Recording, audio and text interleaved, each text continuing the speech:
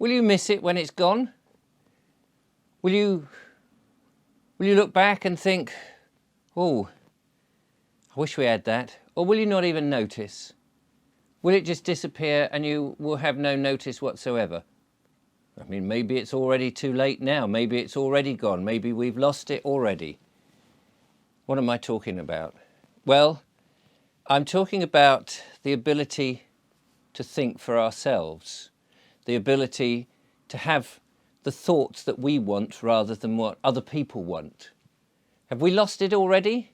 Have we lost that ability to decide for ourselves what we do with our lives, how we live our lives, or has that all disappeared?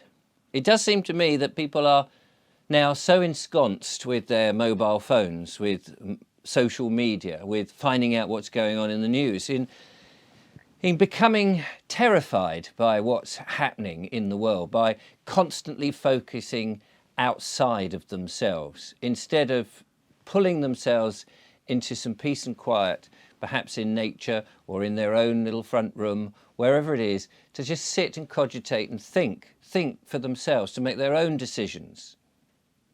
We seem to now want to just be scared stiff, be scared rigid. People still send me videos saying, Richard, we must see this, must watch this, this is the big plan, this is what's happening, you've got to see this. And I think to myself, why? Why have I got to see this? Why have I got to be scared? Just because you're scared? Why have I got to be scared about it? Why have I got to be put into a state of fear? No, I want to think for myself. I want to think who I am, what I am, where I'm going, what I want from this life, not what other people want for me for this life, especially not governments, not the big corporations, not the people who would like to extract the money that I don't even have. Let's face it, the money is invisible nonsense, it's fiat currency. But it does seem to me that people are quite happy to let other people do the thinking for them because they're not prepared to do the thinking themselves. It's interesting when I go around to see friends and people, how few now have books on their shelves, how few read and form opinions based on somebody else. They may say, well, but I listen to audiobooks whilst I'm ironing or washing up or tidying the house or chopping logs or whilst I'm at the shops. I leave the cassette player playing and I'll go out for a walk and yeah, I've listened to it, honest gov. And I just think to myself, well, I suppose if you don't read, you're not, books represent other people's thoughts that you can agree with, disagree with and have a cogitation. Well, no, I watch podcasts and debates. And yes, that's true. There are some very good debates and podcasts out there that you can indeed listen to. But the problem, it seems to me, with the social media version of it is that we watch one, oh, that's great, I'll look at that, yeah, no, I'm listening. And then you swipe on to the next. You don't, as you would do with a book, is pick it up, read it, perhaps put it down in your hands and think, well, that's an interesting argument, I never thought about that. You also are engaged because you have to use the brain to read the actual words. You then create the pictures in your mind and understand the argument. And if you don't understand it, it doesn't just carry on playing, it comes back. You can go back to the paragraph and go, I don't really understand what he was getting at. People don't read, people don't think. I'm sure I've made a video on this before, but it does seem that they, whoever they are, the cabal, the Freemasons, the whole people, the Club of Rome, the people who want to run the world, the people who just looked at us and thought, well, they're a stupid bunch, aren't they? They don't give a monkey's what goes on. We'll just keep giving them the sweets. There we are. Would you like that? Oh, yes, thanks very much. Would you like more convenience? Yes, please, thanks very much. Would you mind if you just sign here for that little bit of convenience? Oh, no, what do I get for that? Oh, just put your stuff on Facebook and you can share it with your friends and we'll just extract the data. But don't worry about it. It's perfectly fine. It's perfectly normal. Is it? Is it normal to be sharing all that detail and then when someone knocks on the door and he says, excuse me, can I ask your name? And you say, well, what interest is if it is yours? You've already given all your data away anyway.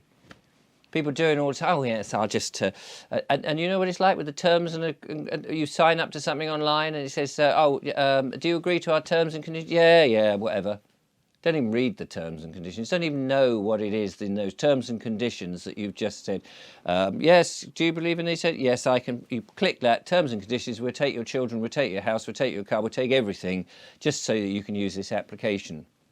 Of course, there are some people who do actually read these terms and conditions, and fortunately, if there is a problem with them, they will mention it. But most people just don't even twig, do they? They don't think for themselves. People know, for example, that the supermarkets are selling substandard food.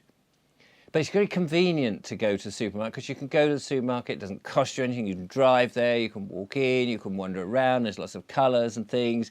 You don't mind that they're watching you, surveilling you, taking your facial identification, training you up for digital IDs, training you up for CBDCs, training you up to have and accept flavours which are not natural, artificial, and food that doesn't have any vitamins in it. But it doesn't matter, you know, all of it. It's convenient, isn't it? It's convenient. You know, no one thinks anymore that actually, hold on a minute, all that ingredients, there seems to be 25 ingredients on this box in very tiny lettering.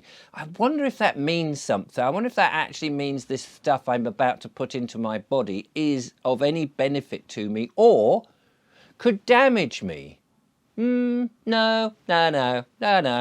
I'll just eat it anyway because I'm hungry and I'm here and it's there and it's nice lights and, you know, it's convenient.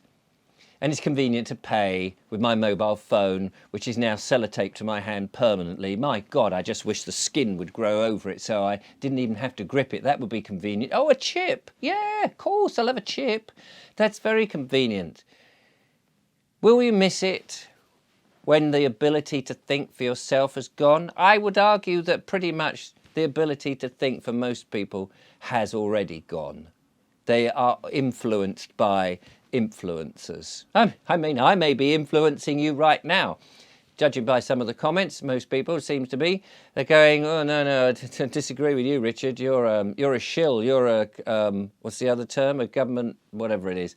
Oh, no, we disagree with you. Well, if that's the case, well, I'm very pleased that you're thinking for yourselves. You may come up with the wrong conclusions or you may come up with the right conclusion. It doesn't really matter, but you are thinking for yourselves, and that's the important thing. But we are being influenced left, right and centre. If you still watch the telly, I've seen online people moaning about, oh, there's going to be a TV licence. We've all got to pay all this TV licence. Well, throw the bloody thing away and you won't have to pay for it. Oh, but Netflix, you'll have to... That is still part of mainstream media, by the way. If you haven't worked that bit out, that Amazon Prime and Netflix are still part of mainstream media. And to be honest, YouTube is now part of mainstream media. YouTube is mainstream media. People are watching YouTube probably far more than they're watching terrestrial television. And people on there, like me, are influencing you with our thoughts. Now, that may be a good thing, it may be a bad thing, but unless you can step back from it, close it, shut it down, put it down for the rest of the day and say, okay, that was an interesting argument, but I'm not going to let it make me, I'm going to make my own thoughts up. Thank you very much. But do you even know, are you even aware that you are thinking and what you're thinking? Because once they've captured your thoughts, and it does seem that the majority of people's thoughts are captured, the cognitive dissidence against having a medical intervention in people's arms, not even going, what's in it? You want me to put this into my body? You claim it's going, and you've done it at the speed of science, whatever that means, and you want me to put this into my body? Well, what's in it? What is actually the properties of it? Show me. And you've only done one very quick trial with just a few people, and you're expecting pregnant mothers to take it as well. And you think that we don't know what will happen in 10 years' time, and yet actually the disease that we're supposed to be, or the virus that we're supposed to be protecting ourselves, is really only aimed at older people. And actually, has a virus ever been isolated? Could you show me the virus? Could you actually put it in my hand and so I can go, oh yeah, let's see how lethal that really is? Are people just go, oh my God, I saw an image of somebody collapsing on the ground, in China, and therefore, yeah, get it in me, because people have been so conditioned to be so fearful all the time and have not used their common sense or critical thinking. They do not think. Will you miss it? Maybe you already do miss it. Maybe you're sitting there thinking, oh, assuming you are thinking, I used to have a gut reaction to something. I used to think for myself. I used to be able to look at something and go, no, that's not right. Or actually, that is a good way. I used to be able to not have to have a phone permanently in my hand. I went for a walk yesterday and I went through a park and there was a family of 4, 2 kids and 2 adults grouped together in a huddle, all stood looking at their phones. They were outside in a park with squirrels and pigeons and birds and plants and trees. And they were just standing there in a huddle, all looking on their phones. Captured, unable to think for themselves, unable to sort of, even if they were lost and they were all trying to look at maps to go, where are we? Could have asked a local, couldn't they? Could have asked a local and said, excuse me, how do we get to the hospital or the station or to the seafront or whatever it is? And the local may have said, oh yeah, well, you could just go down here, past the so-and-so, over the thing. And in telling you all of that, you've got a little bit more history about the town, possibly. Or you may go, oh yeah, but you go down to the seafront past the swimming pool, which is just, oh, the swimming pool. Oh, didn't know there was a swimming pool. Oh yeah, you could go swim. Oh, well, we might go swimming in there. Well, you can. It's got chlorine and nasty things and people piss in it and whatever various chemicals in there. It's entirely up to you. Or you can go to the seafront, where they sort of chuck out the sewage into the sea, where, you know, we used to have seaweed and stuff. And the choice is yours, of course. Will you miss it? The ability to think for yourself when it's gone? Or has it already gone? Thank you for watching.